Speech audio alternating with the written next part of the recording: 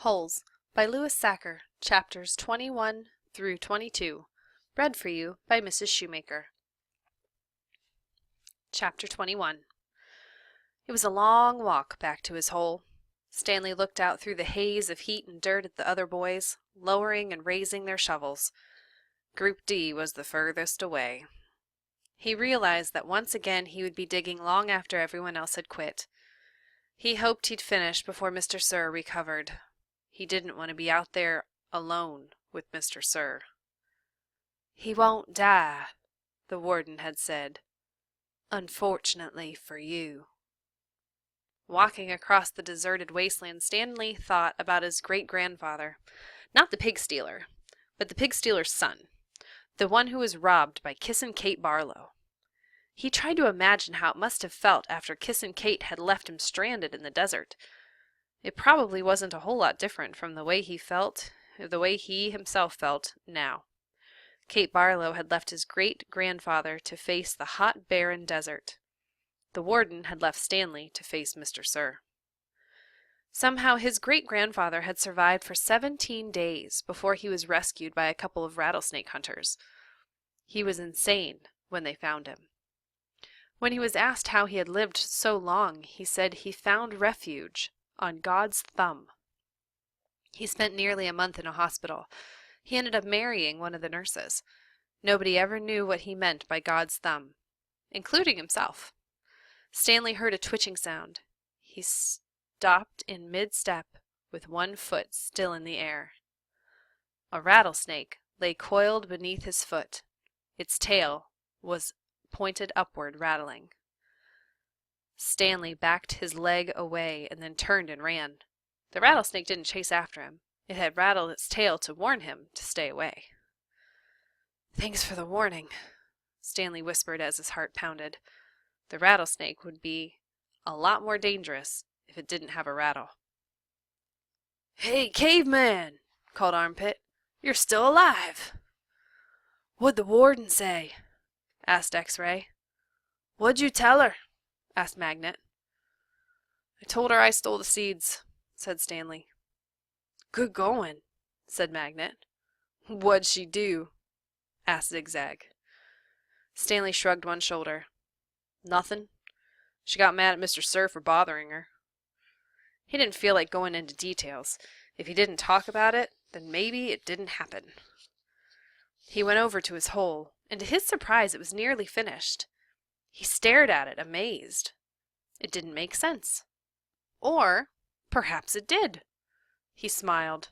Since he had taken the blame for the sunflower seeds, he realized the other boys had dug his hole for him.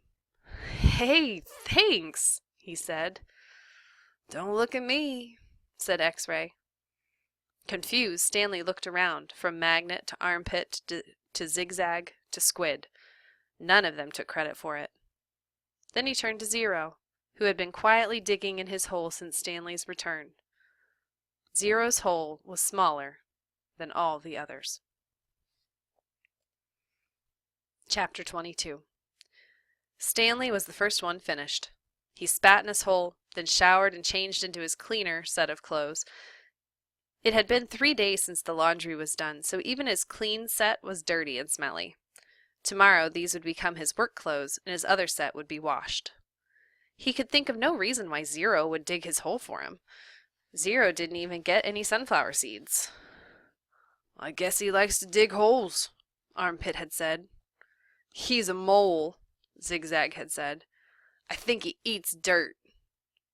"Moles don't eat dirt," X-Ray had pointed out. "Worms eat dirt." "Hey, Zero," Squid had asked, "are you a mole or a worm?" Zero had said nothing.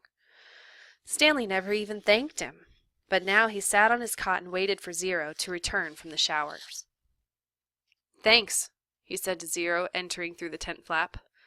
Zero glanced at him, then went over to the crate where he deposited his dirty clothes and towel. "Why'd you help me?" Stanley asked. Zero turned around. "You didn't steal the sunflower seeds," he said. "So, neither did you," said Stanley. Zero stared at him.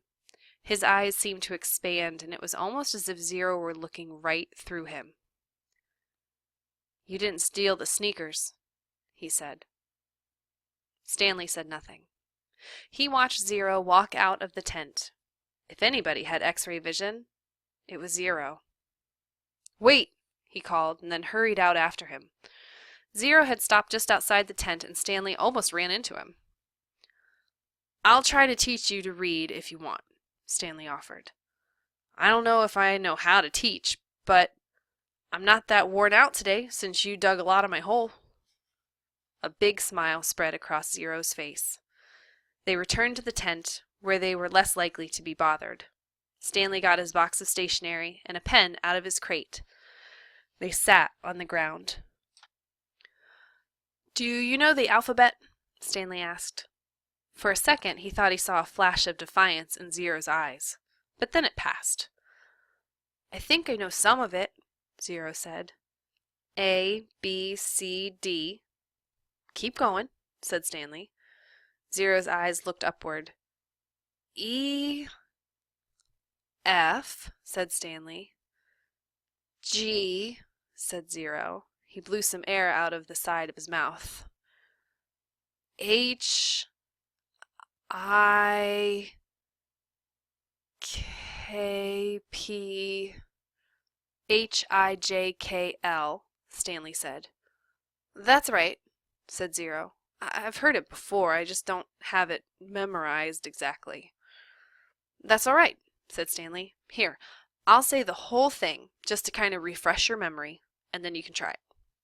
He recited the alphabet for Zero, then Zero repeated it without a single mistake. Not bad for a kid who had never seen Sesame Street. "Well, I've heard it before, somewhere," Zero said, trying to act like it was nothing, but his big smile gave him away. The next step was harder. Stanley had to figure out how to teach him to recognize each letter. He gave Zero a piece of paper and took a piece for himself. "I guess we'll start with A." He printed a capital A, and then Zero copied it on his sheet of paper. The paper wasn't lined, which made it more difficult, but Zero's A wasn't bad, just a little big. Stanley told him he needed to write smaller or else they'd run out of paper real quick. Zero printed it smaller. "Actually, there are 2 ways to write each letter," Stanley said, as he realized this was going to be even harder than he thought. "That's a capital A, but usually you'll see a small a. You only have capitals at the beginnings of words, and only if it's the start of a sentence or if it's a proper noun, like a name." Zero nodded as if he understood, but Stanley knew he had made very little sense. He printed a lowercase a, and Zero copied it. "So there are 52, said Zero. Stanley didn't know what he was talking about. "Instead of 26 letters, there are really 52. Stanley looked at him, surprised. "I guess that's right. How'd you figure that out?" he asked. Zero said nothing. "Did you add?" Zero said nothing. "Did you multiply?" "That's just how many there are," said Zero. Stanley raised and lowered one shoulder. He didn't even know how Zero knew there were 26 in the first place. Did he count them as he recited them? He had Zero write a few more upper and lowercase a's, and then they moved on to capital B. This was going to take a long time, he realized. "You can teach me 10 letters a day," suggested Zero. 5 capitals and 5 smalls. After 5 days, I'll know them all, except for the last day, I'll have to do 12, 6 capitals and 6 smalls. Again, Stanley stared at him, amazed that he was able to figure it all out. Zero must have thought he was staring for a different reason, because he said, "I'll dig part of your hole every day. I can dig for about an hour, and then you can teach me for an hour. And since I'm a faster digger anyway, our holes will get done about the same time. I won't have to wait for you." "Okay," Stanley agreed. As Zero was printing his B's, Stanley asked him how he figured it out that it would take 5 days. "Did you multiply? Did you divide?" "That's just what it is," Zero said. "It's good math," said Stanley. "I'm not stupid," Zero said. I know everybody thinks I am. I just don't like answering their questions. Later that night, as he lay on his cot, Stanley reconsidered the deal he had made with Zero. Getting a break every day would be a relief, but he knew X-Ray wouldn't like it. He wondered if there might be some way Zero could agree to dig part of X-Ray's hole as well. But then again, why should he? I'm the one teaching Zero. I need the break, so I'll have the energy to teach him. I'm the one who took the blame for the sunflower seeds. I'm the one Mr. Sir is mad at. He closed his eyes, and images from the warden's cabin floated inside his head. Her red fingernails, Mr. Sir writhing on the floor, her flowered makeup kit. He opened his eyes. He suddenly realized where he'd seen the gold tube before. He'd seen it in his mother's bathroom, and he'd seen it again in the warden's cabin. It was half a lipstick container. KB? KB. He felt a jolt of astonishment.